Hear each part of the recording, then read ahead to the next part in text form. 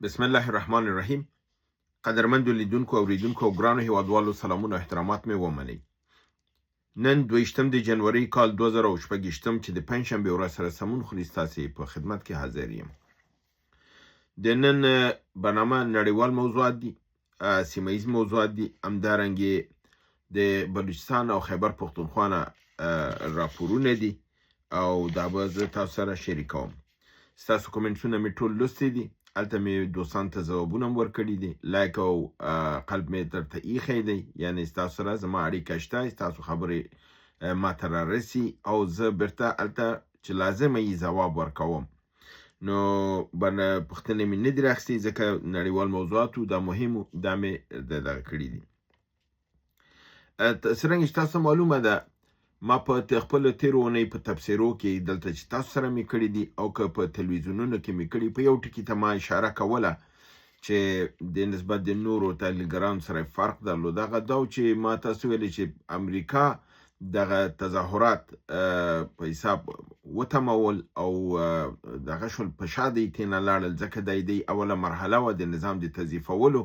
اوس دویمه مرحله کې دوی غواړي چې دننه نظام کې بدلون راولي او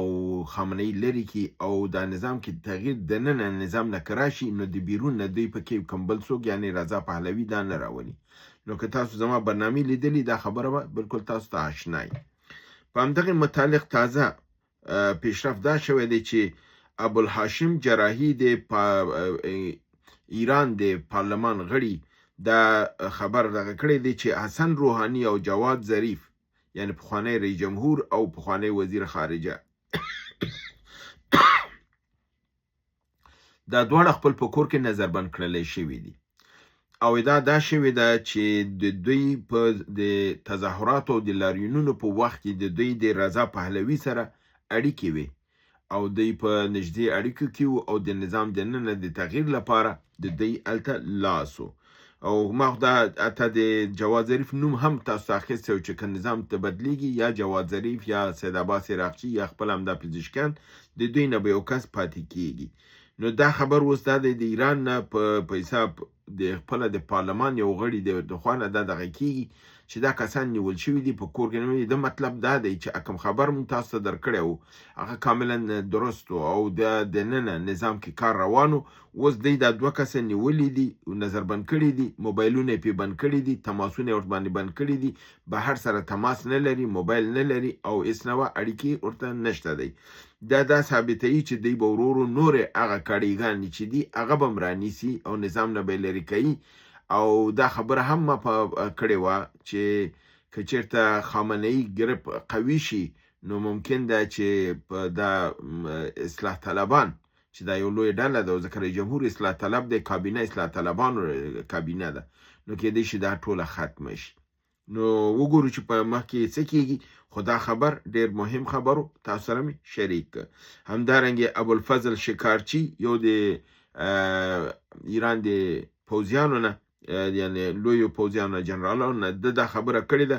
چې که چېرته غربي نړۍ د ده کوښښ وکړي چې خامنه ای زموږ د دغې نه لرې کړي یا یې په حساب اختطاف یې کړي، نو موږ به غربي نړۍ ته اور ورته کړو. دا چې څنګه اور ورته کوي والله اعلم، خدای دای کړې ده. دویم نړیوال خبر دا دی چې ډیلی ټلګراف دا خبر دغه کړی دی چې سره دی چې امریکا دا وایي چې آمادګیګانې پوره شوي دي د ایران دپاره د برید دپاره او خپل په حساب تجهیزات یې پوره کړي دي، کشتیګانې هلته وغوښتلې، قواید تازه دم هلته اضافه کړې ده، تازه میزایلونه او دا اضافه کړي دي، ځکه چې ویل کېږي د تاد او پیټرایډ میزایلونه هم هلته نور اضافه کړي راوستي دي. او دا خبره ډونالد ټرمپ کړې ده چې که ایران کې زموږ د خوښې نظام رانشي زه به ایران کاملا له منځه ویسمه، یعنې کوم خبره چې افغانستان باندې کړې وه چې زه که وغواړم په ظرف د 10 دقیقو کې ټول افغانستان د منځه وړلی شم. دا خبره اوس د ایران په هکله یې کړې ده. نو دوی دا خبره کړې ده، ډیلی ټلګراف دا خبر کړې ده چې ایران باوجود دی چې امریکا دا دعوی لري خو امریکا هغه لازمه آمادګي د برید لپاره نه لري. نو همدا علت دی چې تاسو ګورئ چې برید په شا ولوېدلی دی، برید نه کوي ځکه چې امریکا هغه کاملا آمادګي د ایران د برید لپاره نه لري، ځکه چې د ایران اوس نه تنها چې په خپله تکړه شوی دی بلکې تر څنګ روس او چینایان ولاړ دي او دا خبر بالکل امریکایانو ته واضح شوی دی. او همدارنګې د موساد په متدغې دا ویل شوي دي چې د دې کوم یو اثر و رسوخ په ایران کې و او د اورانۍ دی کوه هلته فرضاً ډرونونو دغه دننه تولیدول او استفاده د کوله د نظام د راپرځولو خبره کوله. اوس ویل کېږي چې دغه موساد اثر و رسوخ په ایران کې کاملا د صفر خواته روان دی او دی که بیرته وغواړي چې هغه قوت چې دی دغه میاشت مخکې هلته په ایران کې درلوده دا ترلاسه کړي نو دی باید 10 کاله نور بیا کار وکړي. دا یعنی دا اخبار چې دی ډیلی ټلګراف دا غربي اخبار دی، د دې اخبار دا لیکي او د دې خبرونه اصلا ډیر عمیق راپورتاژ په اساس باندې کیږي، دننه کار کوي، خبر اخلي، بیا یو خبر نشري او هغه چون خپل په خلاف دی نو دا د عادي خبر هم نه ده چې موږ فکر وکړو چې دا یو هوایي خبره ده. هوایي خبره نه ده، دا حتما دی کار کړی دی او د یو سورس په اساس باندې دا مطلب ته نتیجې ته دوی رسیدلی دي. همدارنګه تاسو معلومه ده چې په سویس کې د داووس یا دایوس غونډه ده چې دا اقتصادي فورم دی او د نړیوالو اقتصادي دغه په دی باندې نړیوال سیاسي اقتصاد باندې خبرې کیږي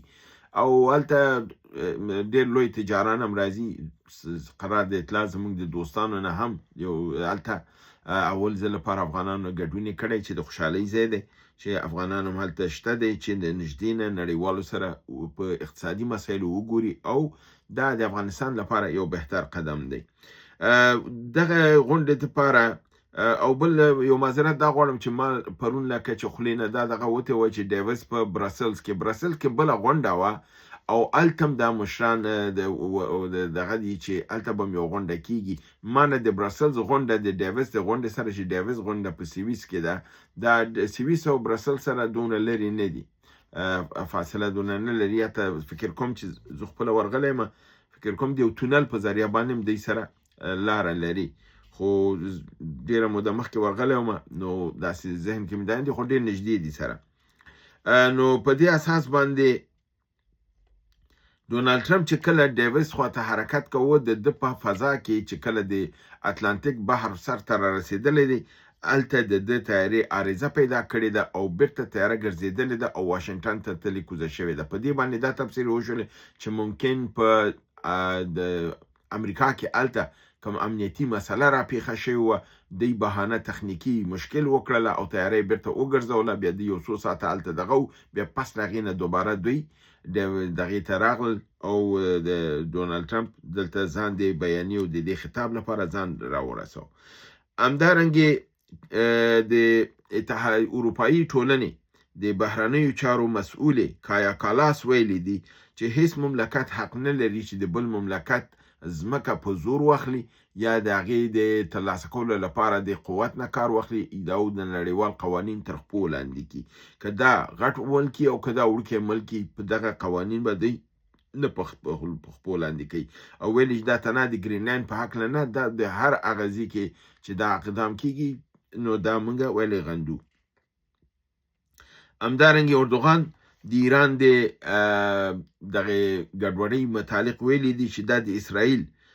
برنامه وه، دا دغه پروګرام او د ایران خلک د فشار لاندې ونیول او ډېر وځپول او دی ویلي چې هیله دا لرم چې د ایران ورونو خطاب ورته کړی چې ایراني ورونه به د دغه مشکل ګړۍ نه په بریالۍ توګه باندې به ووځي او دا به ښه مدیریت کړي دغه وخت او دغه پلان چې د دښمن د یو اسلامي خاورې په مقابل کې دی دا به شنډ کړلی شي. دا دغه خپل ښکاره کړی دی. بل خبر دا دی چې څنګه تاسو معلومه ده چې اروپایي ټولنه اوس د امریکا سره په حساب خاخ په خاخ شوي دي، شاخ په شاخ دي او په ده کې د یو په بل باندې تعرفې هم لګي، مشکلات هم خلقي او د کې فرانسه، جرمني، ډنمارک، انګلستان بالکل په سر کې دي، ځکه انګلستان ښکاره ویلي دي چې دا به په مقابل کې ودرېږي او د ګرینلند موضوع به دا کېږي. اوس بله موضوع دا ده چې تاسو ته دا خبر خو معلوم دی چې دیګو ګراسیې چې دا په جزیره کې د امریکې نظامی اډه ده، هلته جهازونه ولاړ دي او تاسو دا به معلومه وي چې تاریخي لحاظ نه دغه جزیره د دیګو ګراسیې چې دا د فرانسویانو جزایرو، دا اصلا د یو جزیره نه ده، هلته یو لیتاړه د جزایرو ده، د هغې ته شاګاس یا چاګاس وایي. شاګاس یعنی سی اچ په شین باندې او تلفظ کوي او په چی باندې، نو څوک ورته چاګاس وایي، څوک ورته کاګاس وایي ځکه سی اچ په کې باندې آواز کوي، او څوک ورته شاګاس وایي. دغه شاګاس د جزایر چې دي د یوه جزیره چې ده دیګو ګراسیې ده، او دا جزایر ټول د فرانسې مستعمرې وي. اوس دا د انګلستان په لاس کې دي دا جزایر، خو دته یو 2 کاله مخکې ملګرو ملتونو یو فیصله کړې وه، ویلو چې دا جزایر متعلق د مورشس دي. مورشس یو وړوکی مملکت دی په عملته په بحر هند کې چې نږدې اړیکې د هندوستان سره لري، مسلمانان هم پکې دي، اوس هم مشر چې دی مسلمان دی، خو په هلته هندوان هم شته دی او هندوانو اثر و رسوخ هم هلته ډېر زیات دی. نو دی ویلي چې دا باید بیرته مورشس ته ورکړل شي. و چې د امریکې او د انګلیس ترمنځ شخړه راغلې ده او امریکې دا اراده کړې چې ګرینلند ته به ځي او انګلستان د دې مقابل کې ودرېدلی دی. اوس انګلستان دا تصمیم نیولی دی چې دغه جزایر چې دي دا به مورشس ته سپاري، یعنی د امریکا ته به دا وایي چې ته دې ځینه ووځه، دا قوا دا دې وباسه، زه دا سپارمه. ځکه چې دلته هم دی خپل دغه کوي چې اوس فلحال خو دا د انګلیسانو لاس کې دی، انګلیسانو هغې ته ویلی شي چې تر اوسه راسره دوست وي، اوس د سترګې موږ ته پټې کړي دي ګرینلند ته، نو زه دلته نه منم، زه دې ځینه ځه. خو دې په متعلق دا هم ویل شوي دي چې دا به دا مورشس ته سپاري انګلیسان، بیا بیرته به انګلیسان د 9 کالو د دغې لپاره دا به په دغې کرایې باندې بیرته د اجاره کوي اخلي به، او د دې په مقابل کې به مورشس ته 4 میلیارده ډالر د دغې 100 کالو کرایه به دی ورکوي، یعنې په کرایه باندې تخلي. بیا 100 کاله بعد چې بیا کم حساب کېږي، بیا 100 میلیارد باندې نور کېږي یا بیرته یې ورکوي، هغه وخت به موږ تاسو نه یو، خو نوي نسلونه به او دا تصمیم په هغه وخت کې نیول کېږي. یعنې دا په قانوني لحاظ د ملګرو ملتونو د غوښتنې په اساس یې بیرته ورکوي مورشس ته، او د مورشس نه یې بیرته په کرایه اخلي، او په هغه صورت کې ممکن دی امریکې ته ووایي چې نور ستا دلته اډه نه درکومه، ته دې ځینه ووځه. داسې یو ستونزه هلته هم شته دی. راځم په خیبر پختونخوا په بلوچستان کې. په بلوچستان کې د آزادي غوښتونکو بلوچ یو سیاسي ګوند چې په نامه د جبهه د آزادي غوښتونکو د بلوچستان باندې یادېږي، د رئیس ډاکټر الله نظر بلوچ په یو ډېر لوی لاریون ته خطاب کړی دی او هلته خبرې کړي دي، او دی ویلي دی چې دغه وخت دی چې دغه ټول د بلوچ خلک د خپل د دې آزادي غوښتونکي د تحریک سره ودرېږي او د دې ملاتړ وکړي، ځکه دا یو اساسي مرحلې ته داخل شوی دی او د پاکستان نظام ته ضعیفه شوی دی. نو دلته ستاسو ټولو خلکو قیام ته ضرورت دی او په دا یو سرنوشت سازه مرحله ده، نو ټول باید یو ملي ودرېدنې ته پاڅون ته په حساب خلک هڅولي دي، چې دا ډېره غټه خبر ده، او دا په علني په یو ډېر لوی هغه غونډې عکسونه چې تاسو وګورئ، غونډه ډېره لویه غونډه وه، تعداد د بلوچانو ډېر زیات و، او دا ښکاره کوي چې دا هلته بیداري راغلې ده او خلک خپل ازادي غواړي. همدارنګې په بلوچستان کې په یو پوځي کاروان باندې برید شوی دی. دا برید په دیره مراد جمالي کې شوی ده، په دې کې 6 پوځیان وژل شوي دي او زیات نور ټپیان کړلی شوي دي. او همدارنګې دا واقع چې وه د دیرې مراد جمالي د پل بیدار سره نږدې شوې وه، او دې کې د ویل کېږي چې یو عالي رتبه سیمنصب هم وژل شوی دی. ادعا د یو جنرال کېږي، ولو علم که جنرال نه وي حتما بریګیډیر خو به وي، ځکه چې دغه د هغه کلمه چې ورته استعمال کړې ده هغه معادل د جنرال وه، نو زه فکر کوم چې دی یو ادعا لري چې جنرال وژل شوی و. او همدارنګې په ساحه د میر حسن کې 2 د برق پایې په بلوچستان کې وهلي دي چې دا د سروکا په اوج په منطقه کې وو او